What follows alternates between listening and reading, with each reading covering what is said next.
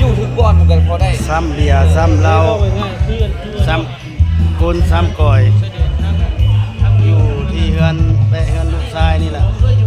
เรื่องคนเอาเงินมาให้มันผู้นับไปเลยลักษณะคนนี้ แต่ว่าไม่ได้ผู้นับมันจะเป็นทอดพนักงานเลยแน่ทางนี้ยังเห็ดเบียกอยู่เด้อไอ้น้องเด้อโอ้โหโดดนี่มันชื่อมาเห็นอยู่วัดแก้วพี่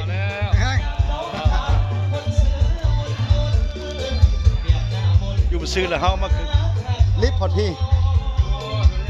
บ้านแก้วแสนคำพี่กำลังเริ่มพิธีแล้วไอ้น้องเลยก็ได้อยู่ใกล้บกคงบกฟ้าสะดวกมีเวลามาหาเด้อแก้วแสนคำ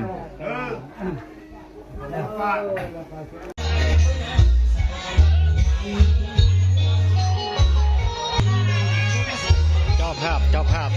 ใหญ่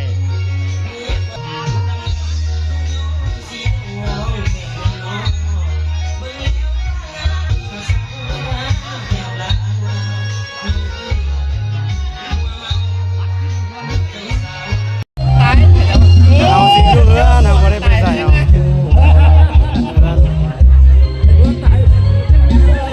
ไม่ไปใส่อยู่เรือนอน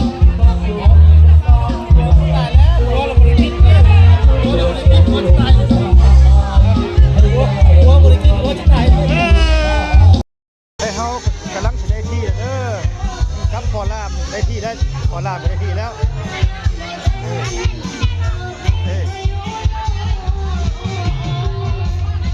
ผู้พันผู้วันจักไปใช้ผู้พันผู้วันนี่พาผู้สาวไว้ดันนี้แล้ว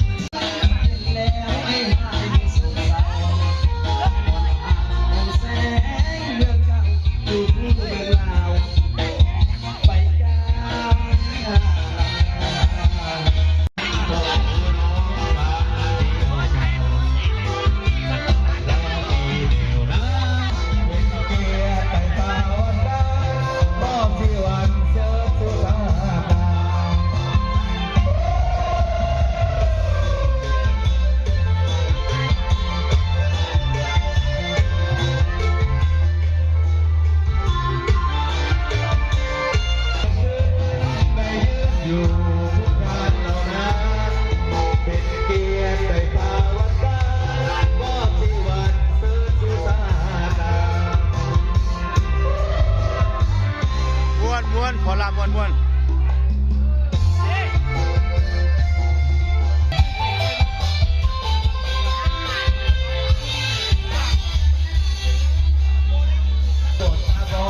ไปบอกกับน้องอ้ายน้องเอ๋ยได้พบเจอเก็บตากูเอาให้พี่หากว่ากระดาษคุณนำฟ้าของอ้ายมีพอสาวขมวนหากอ้ายน้องจะพาให้พ่อมาขอกันนะสุดดังคาดหวังได้น้องเป็นให้เห็นเมืองจำปาคงสมใจอ้ายปรารถนาได้น้องแก้วตามาแน่เคยเล่าไต่สามห้องซ้อนสามห้องซ้อน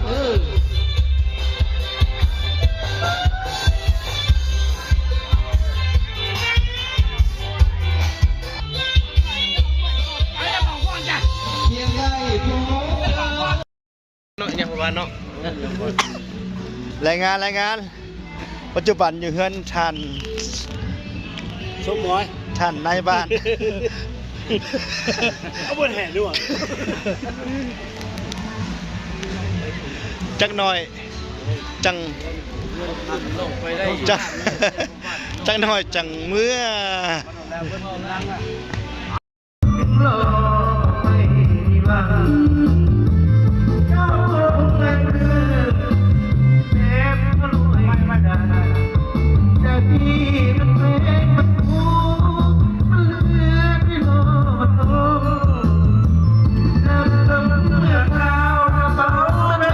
ลุงละญาติไม่บ่ทันญาติไม่บ่ทันแ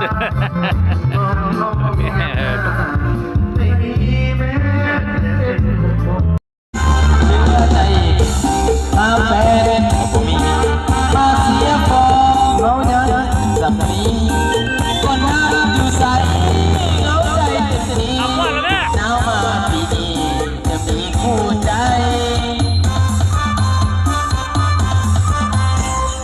คอยเนื้อคู่เจ้าอยู่ให้คนใจมุนบ่หลายหาที่ไหนก็บ่ได้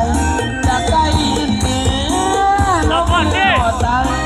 หาแฟนบ่ได้จะเปลี่ยวใจนอนแล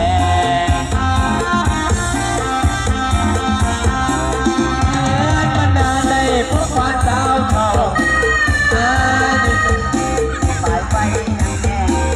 ยับ เสน่ห์แห่งแท้ใจ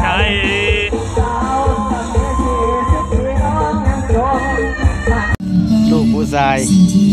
คาได้ยามบ่ได้ว่าซะดิมันน่ะนะว่าเรื่องกินของซื้อนี่มันบ่แซ่บว่าซะดิต้องมาซื้อของกินว่าซะดิเออเจ้าภาพนี่นะเจ้าภาพเด้อให้ฮู้นำมา แต่ว่าให้เวลา3 ชั่วโมงแค่บ่มาแต่เฮานอนนอนแล้ว บางที